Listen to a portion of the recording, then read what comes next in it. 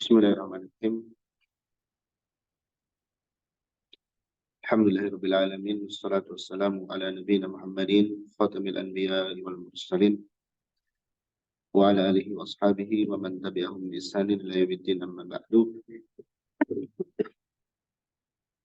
Alhamdulillah kita bisa lanjutkan kembali kajian kita dari pembahasan kitab Al-Irsyad Irsyadul Anam ila Usul wa Muhimmat Dinil Islam, bimbingan kepada manusia tentang pokok-pokok dan hal-hal yang penting di dalam agama Islam. Dan kita masih membahas di pembahasan seputar manhaj. Sekarang poin ke 145.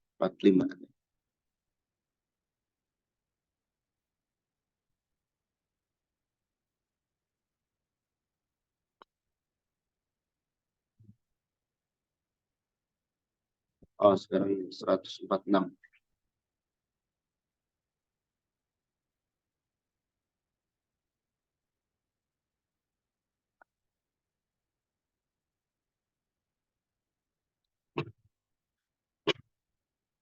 Mad dalil minal Qur'anil Karim ala anna al-Islam huwa ad-dinul haq wa anna ma siwahu minal adyani batilah. Apa dalil dari Al-Qur'an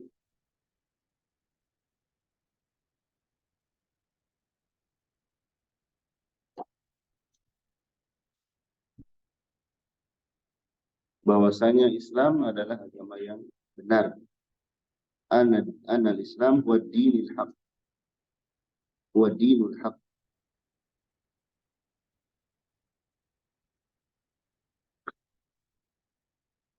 Wa anna ma siwah, dan agama yang bahwasanya yang selain agama Islam, yang selainnya minal adyan, dari agama batilah, batil.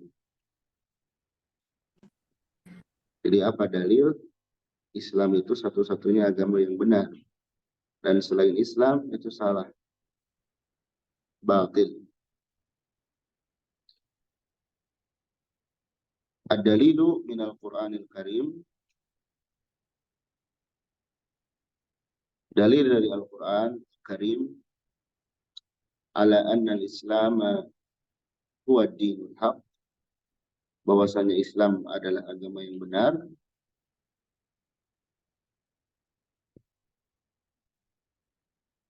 Wa butlanu ma siwahu minal adyan, dan batilnya yang selainnya dari agama-agama adalah qaulullah ta'ala, firman Allah Ta'ala, wa man yabtaghi ghairal islam dina falan yuqbala min wa huwa fil akhirati minal khasirin. Wa man yabtaghi, barang siapa yang mencari, ghairal islam, selain Islam, dinan, agama, artinya memeluk agama selain Islam, falan yuqbala min, maka tidak akan diterima dari. Jadi agama itu tidak akan diterima. Wa huwa minal akhirati minal wa huwa fil akhirati minal khasirin, dan dia di akhirat termasuk orang yang merugi. Rugi karena agamanya, usahanya, amalannya tidak diterima.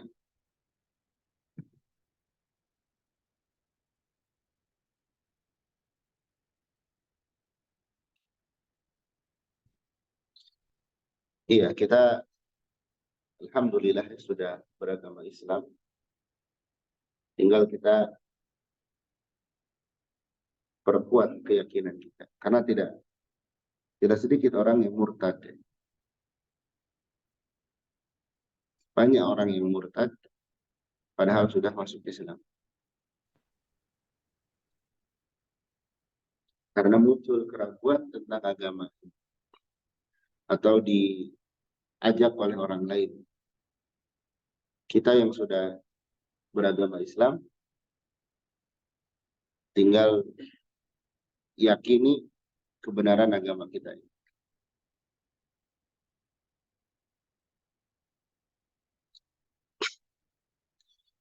Baik, selanjutnya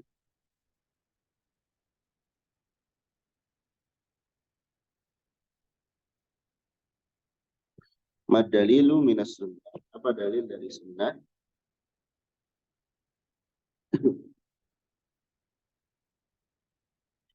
Ala wujubil imani, wajibnya iman bidinil Islam, pada agama Islam,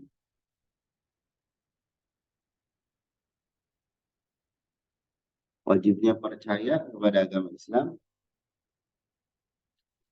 alladzi ja'a bihi ar-rasulu Muhammad sallallahu alaihi wasallam,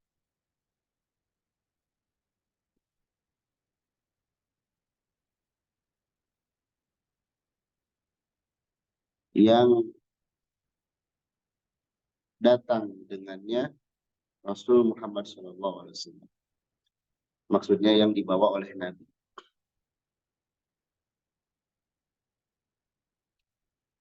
Ad-dalilu minas sunnah ala wujubil imani bidinil Islam alladzi ja'a bihi Rasulu Muhammad huwa qauluhu, yaitu sabda beliau sallallahu alaihi wasallam,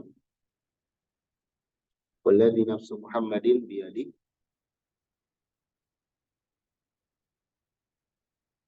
demi zat yang diri Muhammad di tangannya, demi Allah, la yasma'u bi ahadun,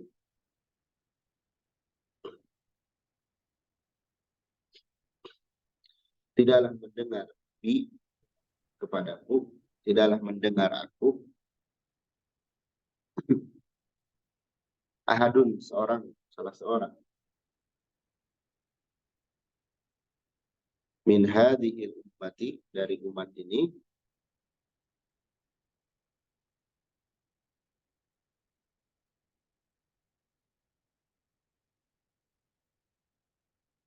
Yahudi wala Nasrani, baik Yahudi ataupun Nasrani,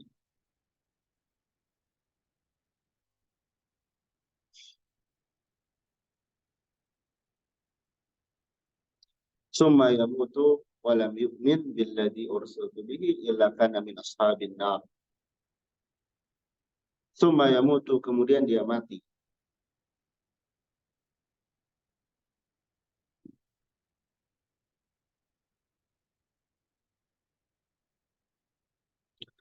walam yu'min, dan dia tidak beriman,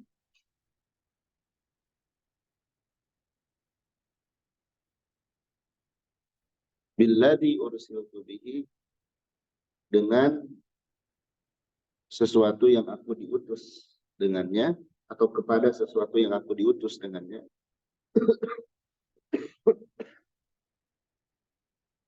Maksudnya kepada ajaran Islam, ya.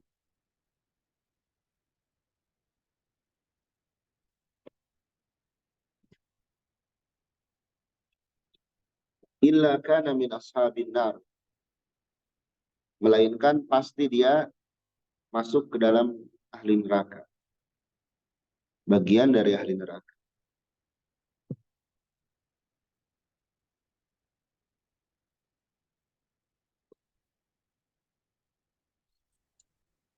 Ini ancaman orang yang tidak masuk Islam setelah diutusnya Nabi. Jadi ketika Nabi Muhammad SAW diutus,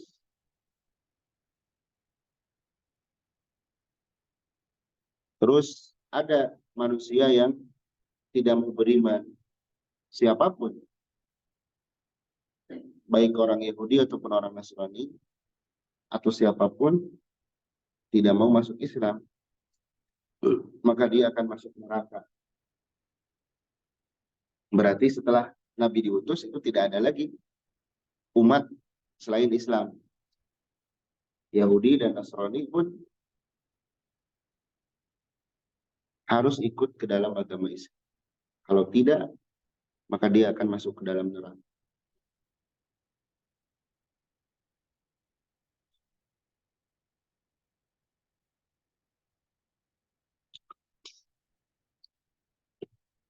Jadi setelah diutusnya Nabi, dan orang tahu, mendengar tentang diutusnya Nabi, siapapun dia, baik Yahudi maupun Nasrani, atau siapapun dia, terus tidak beriman pada Nabi, tidak masuk Islam, dan mati dalam keadaan kafir, maka dia masuk neraka.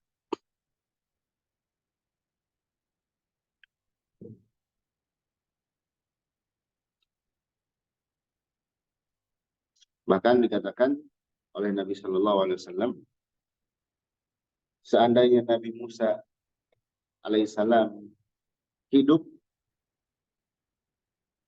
di zaman Nabi, maka Nabi Musa akan ikut kepada syariatnya Nabi.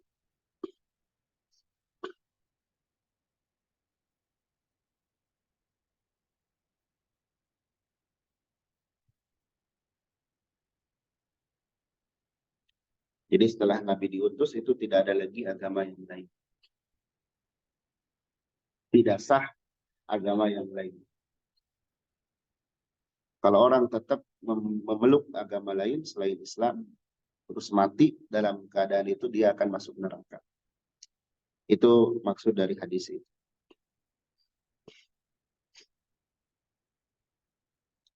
Ma huwa mauqifu ahli sunnah wal jamaah. Apa sikap ahlu sunnah wal jamaah?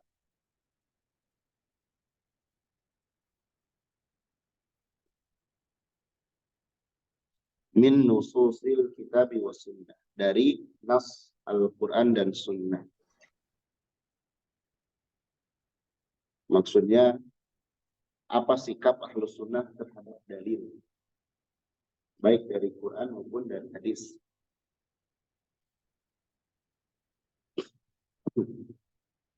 Ma'adzikri dalil, disertai penyebutan dalil.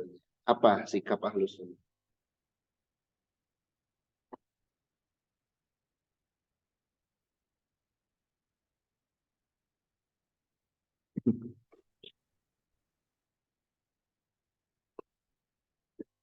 Mauqifu ahli sunnati wal jamaah, sikap ahlu sunnah wal jamaah,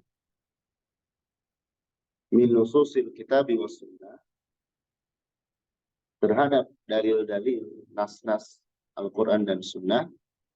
Apa sikap ahlu sunnah itu? Sikap kita seharusnya terhadap dalil, huwa at-taslimu, yaitu at-taslim,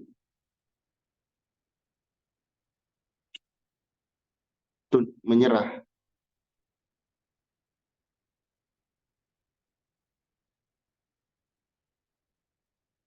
Ya, menyerah linususil kitabi was sunnati sahihah, terhadap nas-nas Al-Quran dan sunnah yang sahih, wal inqiyadu ilaiha, dan tunduk kepada. Jadi kalau sudah ada dalil dari Al-Quran dan hadis tentang perkara apapun, pasrah itu dan tunduk. Jangan banyak nawar. Walaupun dalil itu memberatkan kita.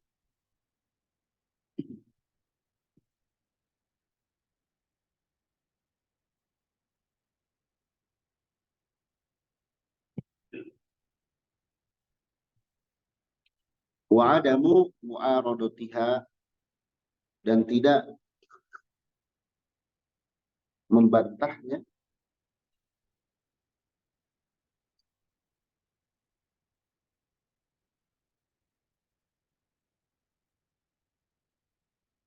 biro'yin, dengan pendapat, au aklin, atau dengan akal.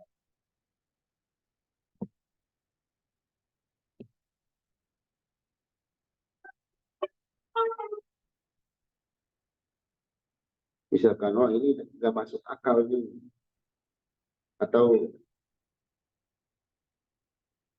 ini tidak sesuai dengan zaman, atau ini bertolak belakang dengan perasaan. Nah, tidak boleh membantah protes dalil dengan akal, dengan perasaan. Tunduk.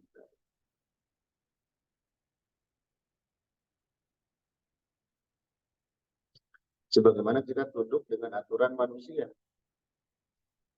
Kan manusia misalkan, kita di tempat tertentu punya aturan harus A, B, C, D. Kita kadang mudah menjalankan aturan manusia, tapi suka ngeyel terhadap aturan Allah. Mestinya tidak demikian. Allah menyebutkan dalilnya, padalilu qaulullahi ta'ala, dalilnya firman Allah Ta'ala, fala wa rabbika, maka demi Rabbmu, demi Allah, la yu'minun, mereka tidak beriman.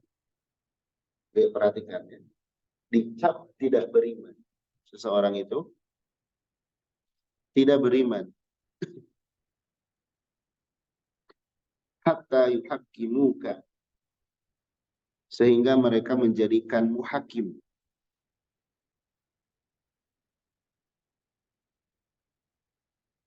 Fima syajara bainahum, di dalam perkara yang diperselisihkan di antara mereka.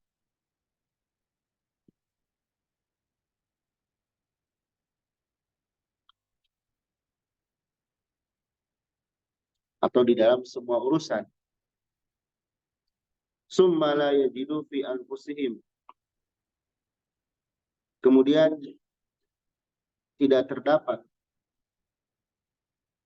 di dalam jiwa mereka harajan, keberatan,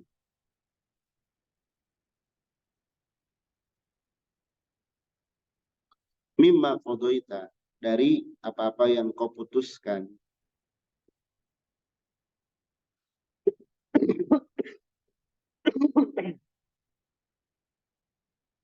wa yusallimu taslima, dan mereka menerima dengan pasrah.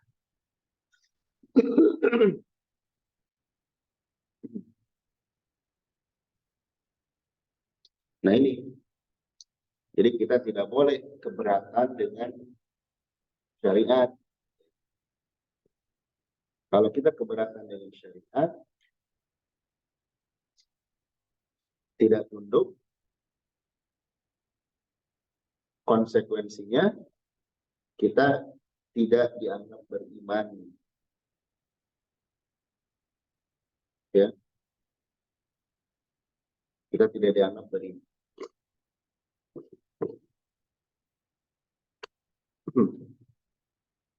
Dan ini bahaya kalau kita tidak dianggap beriman.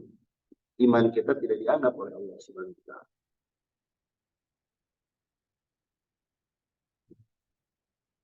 Maka bagaimana seharusnya ya kita tunduk terhadap syariat, tidak merasa keberatan dalam hati ketika melaksanakan syariat, tidak merasa kepaksa. Walaupun misalnya kita tidak nyaman,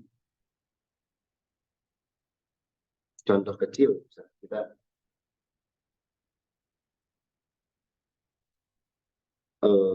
dalam menempuh belajar menuntut ilmu, kita mengalami hal-hal yang perlu atau butuh sabar. Jangan merasa keberatan dengan itu.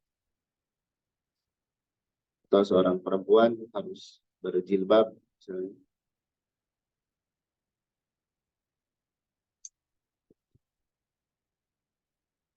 Dan syariat-syariat yang lain. Kita tidak boleh merasa keberatan.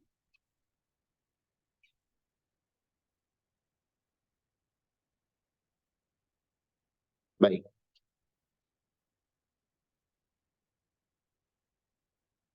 selanjutnya ini kita 2 poin lagi ya.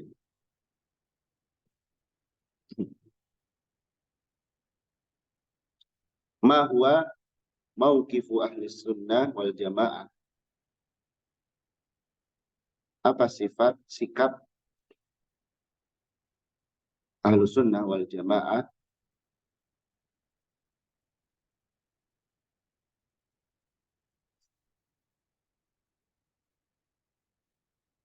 minal jihad fisabilillah, terhadap jihad di jalan Allah.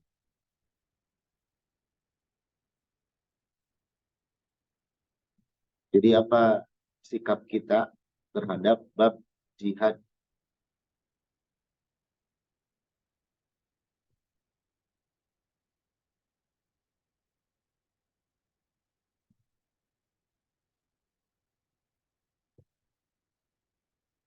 Ahlu sunnah wal jamaah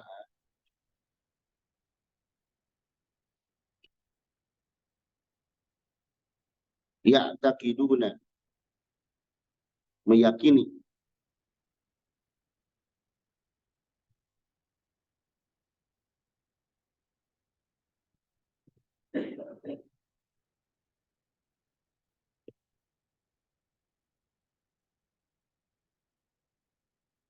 annal jihada, bahwasanya jihad huwa merupakan zirwatu sanamil Islam, puncak dari agama Islam, puncak tertinggi dari agama Islam.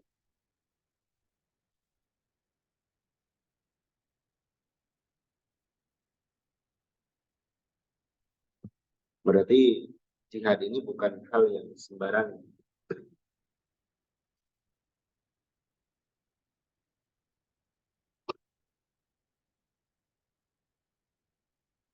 Wa huwa masyru'un,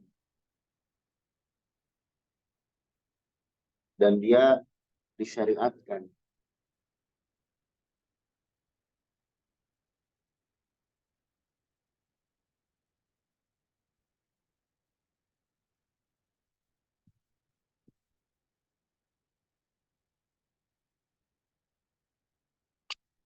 Tujuannya apa jihad itu? Litakuna kalimatullahi hiyal uliyah, agar kalimatullah, agama Allah menjadi tinggi.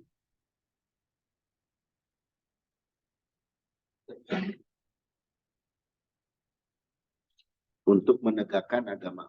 Jadi tujuan jihad itu agar manusia mau beribadah kepada Allah, mau masuk ke dalam Islam.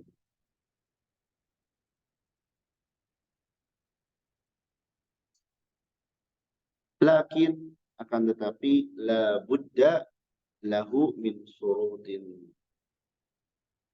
mesti padanya berupa syarat-syarat. Maksudnya ada syarat-syarat.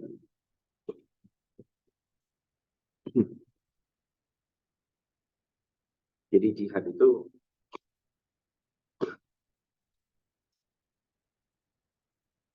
mulia, ya, puncak di dalam agama Islam.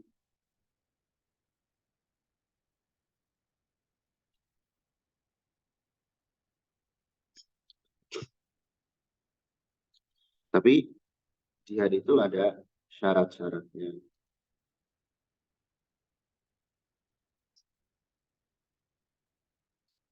Min ahammiha, di antara yang paling penting, ini syaratnya, ya.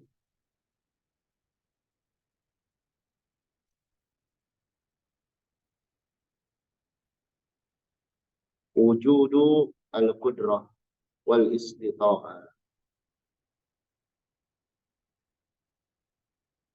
Adanya kemampuan, kekuatan.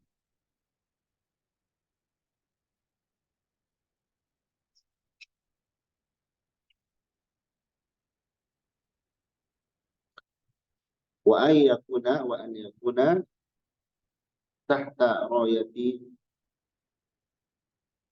yaqiduha waliyu amril muslimin. Dan hendaklah di bawah komando bendera, royah itu bendera,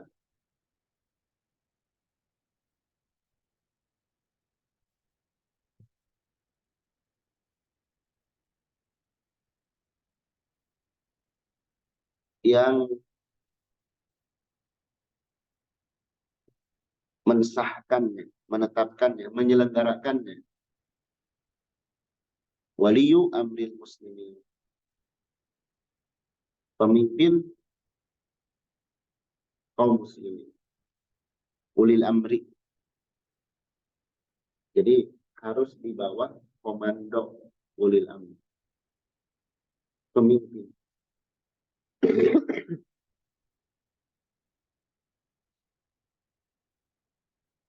Bukan inisiatif perorangan.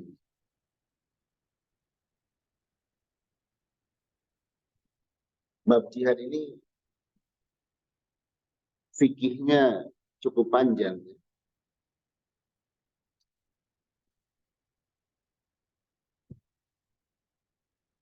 Fikihnya cukup panjang dan banyak kitab-kitab yang membahas.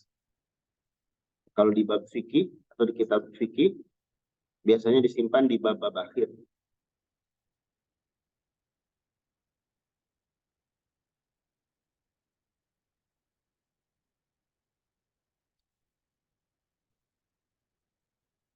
Baik, ana izin dulu.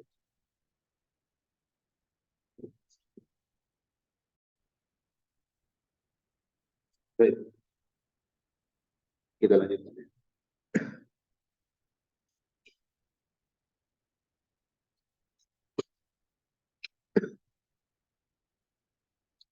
Jadi jihad itu ada syarat-syaratnya.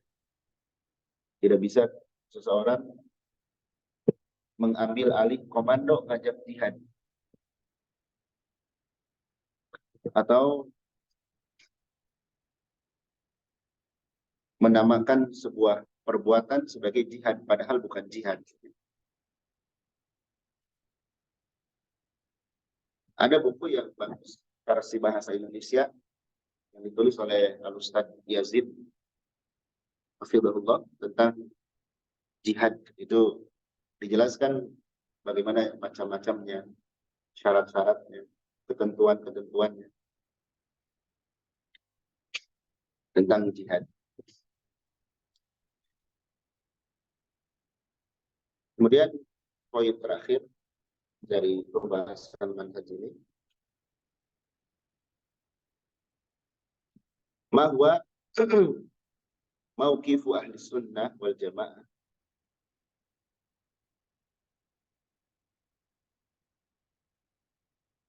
apa sikap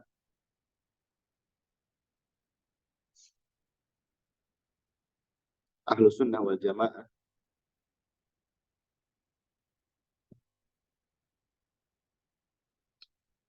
dari perbuatan jamaah, perbuatan sekelompok orang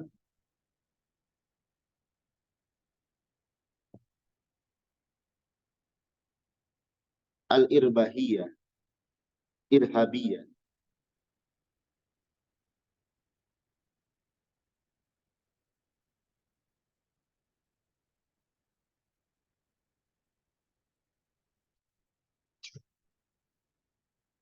Irhabiyah itu pemberontak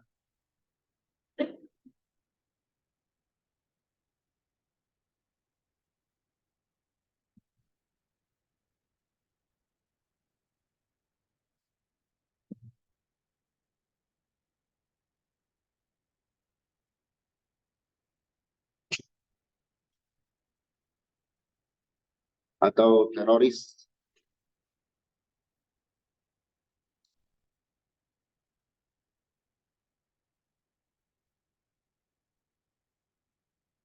Ya, terorisme. Ya.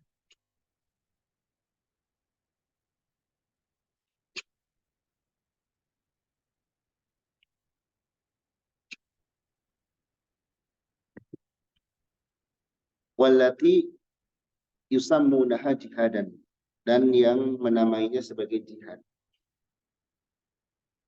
Jadi memberontak, meneror pemerintah, dan mereka namakan jihad.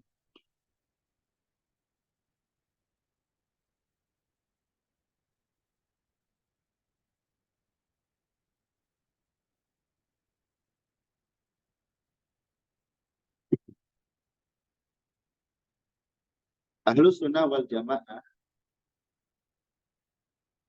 yatabarra'un, berlepas diri,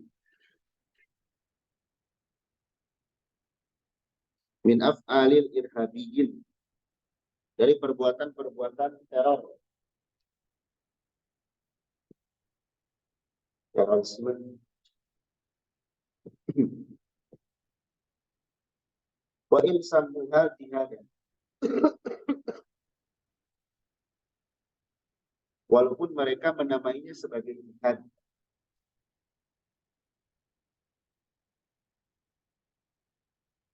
Walaupun mereka menganggap itu sebagai jihad. Li'annahum ala manhajil khawarij, karena mereka berjalan di atas manhajnya kelompok khawarij.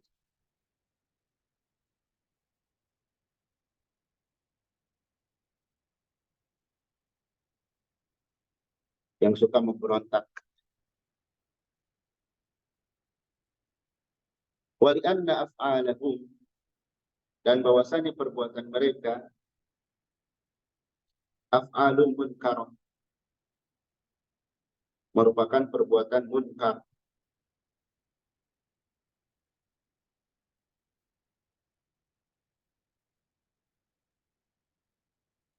Fatadammanu,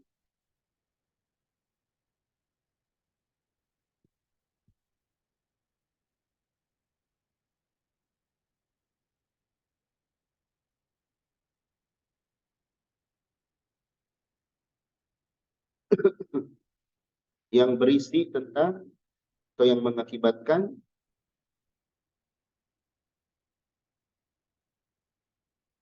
tasywiat al-Islam, penyimpangan di dalam agama Islam atau kecacatan agama Islam.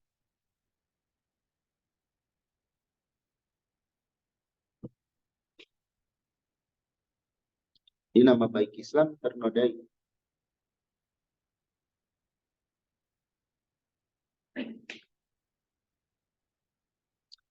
Wa tarwi al-aminin,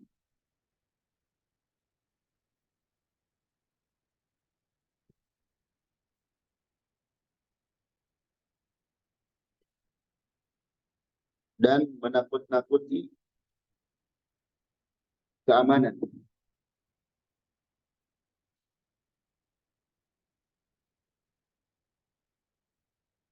Orang jadi takut kalau banyak teroris, mengganggu keamanan.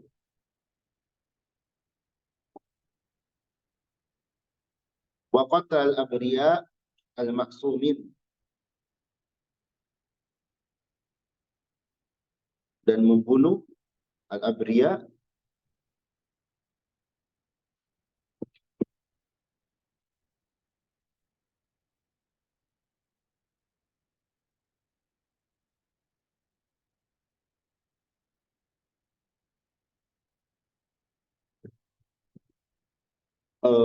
orang-orang yang tidak berdosa.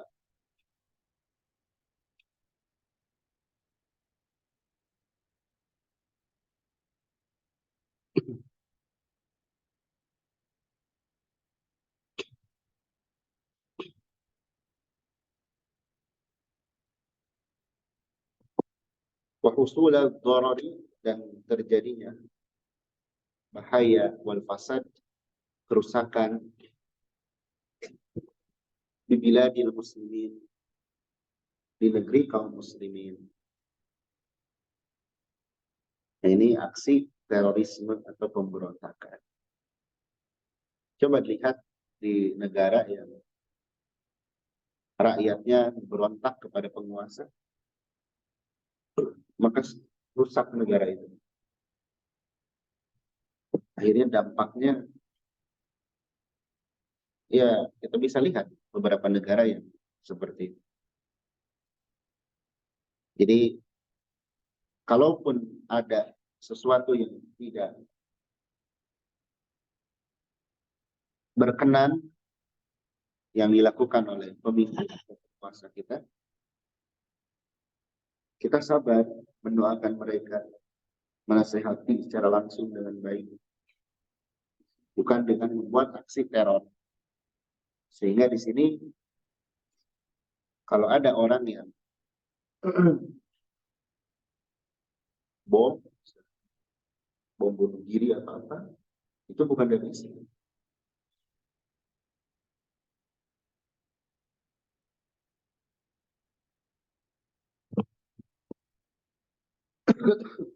Tapi imbasnya coba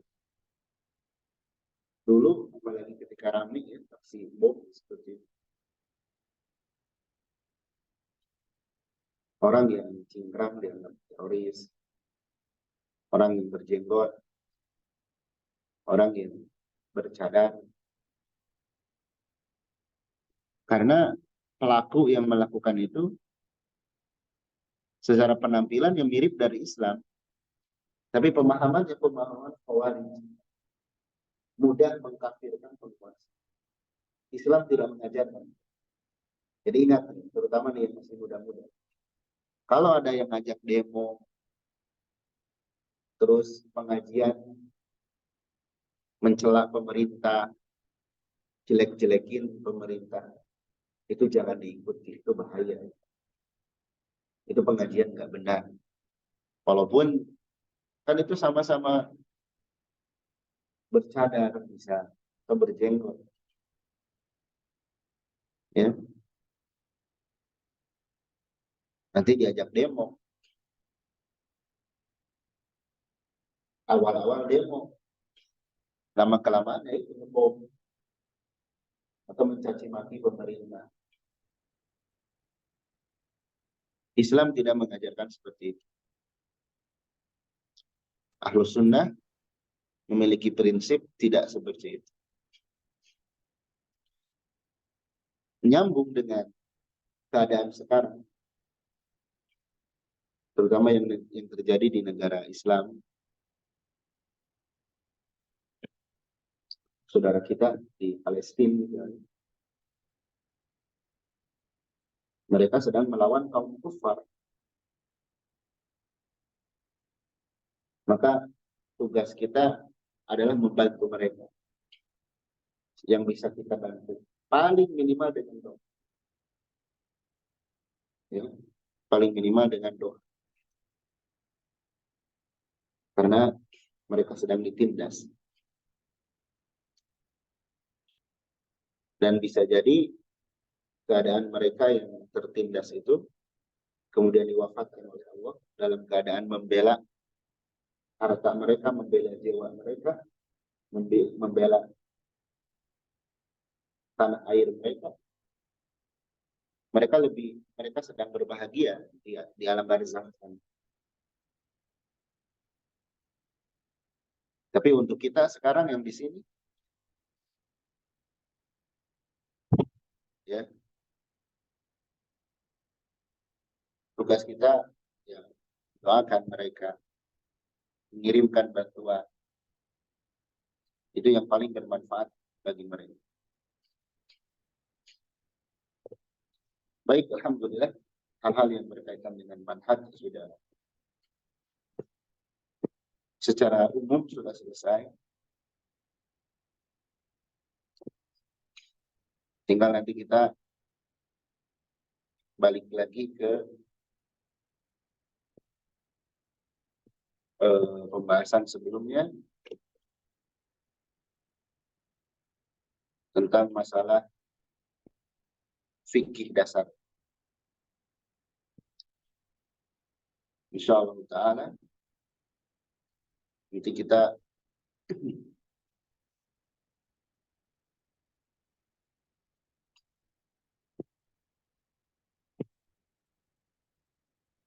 mulai dari poin ke halaman 41. Poin ke 71 dari bab wudu. Bab wudu dan bab mandi. Hanya perlu diketahui bab fikih itu luas.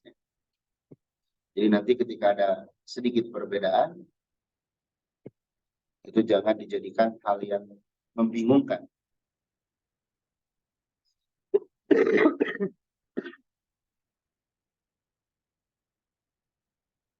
Baik, demikian yang bisa kita bahas pada pagi ini. Bagi yang ingin diperjelas atau bertanya dari Zoom, silakan. Jazakumullah khairan Ustaz, barakallahu fikum. Bagi umahat yang ingin bertanya, silakan langsung open mic-nya.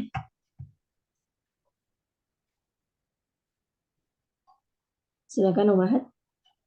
Afan, izin bertanya boleh, Silakan. Baik, syukran. Bismillah, Ustadz, Afan, izin bertanya.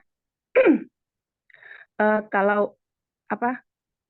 Saya pernah mendengar katanya kalau menuntut ilmu, kemudian seorang wanita yang mengurus keluarga itu adalah bagian dari jihad. Nah, itu maksudnya jihad yang seperti apa tuh, Ustadz? Apa dia berarti bukan bagian dari yang jihad fisabilillah itu ya, Ustadz ya? Apa itu benar dikatakan jihad gitu, Ustadz? Saya masih bingung, Ustadz.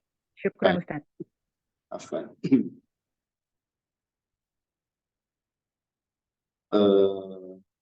Iya. Itu disamakan dengan pahala. Ya. Yani pahala menuntut ilmu itu seperti jihad dari sisi pahala.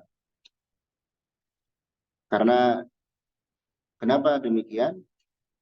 Karena menuntut ilmu, sisi kesamaannya sama-sama kita sedang membela agama. Menuntut ilmu pun membela agama. Kalau orang tidak menuntut ilmu, banyak orang yang bodoh. Agama rusak nanti. Jadi dari sisi pahala. Adapun jihad yang dimaksud mengangkat senjata atau berperang, itu juga disyariatkan jika memang jelas ya, ada musuhnya orang kafir, ada komando dan sebagainya. Dan itu wajib bagi kaum laki-laki. Tidak misalnya seperti ini. Misalnya ada di sebuah tempat yang betul-betul jihad itu diperlukan. Maksudnya jihad perang. Terus dia malas berjihad perang. Terus dia ingin menggantinya dengan menuntut ilmu. Memang dulu di zaman Nabi ada sebagian yang perang, sebagian lagi yang tafakuh fiddin, berusaha menuntut ilmu agama. Dua-duanya sama-sama wajib. Tinggal nanti dilihat kemampuannya. Tapi yang dimaksud dari pembahasan jihad itu dalam artian berperang. Adapun tadi yang menuntut ilmu itu seperti jihad dari sisi pahala. Besar pahalanya seperti pahala jihad. Tapi tidak menggugurkan kewajiban jihad. Dan kenapa disamakan seperti jihad? Karena sama-sama sedang membela agama. Kita belajar ini membela agama Allah Subhanahu wa Ta'ala. Jadi sisi kesamaannya dari pahala. Baik. Demikian ya, Allahu a'lam. Nah, Ustadz, jazakumullahu khairan, ahsanallahu ilaik. Wa ilaik. Jazakumullah khairan Ustaz untuk jawabannya. Silakan umat yang lain yang ingin bertanya, masih ada kesempatan ya. Silakan langsung open mic. Baik, nampaknya kita cukupkan Ustaz. Barakallahu fiik. Demikian yang bisa kita bahas. Insya Allah kita lanjutkan di pekan berikutnya. Semoga yang sedikit bermanfaat dan mohon maaf atas kurangan dan kesalahannya. Juga kita memohon kepada Allah Subhanahu wa Ta'ala agar Allah Subhanahu wa Ta'ala menolong kaum muslimin dimanapun berada. Kemudian menjadikan perjuangan mereka berbuah pahala yang besar di sisinya. dan Allah Subhanahu wa taala segera angkat kesulitan-kesulitan yang mereka rasakan, mereka hadapi. Subhanakallahumma wa bihamdik, asyhadu an la ilaha illa anta, astaghfiruka wa atubu ilaik. Assalamualaikum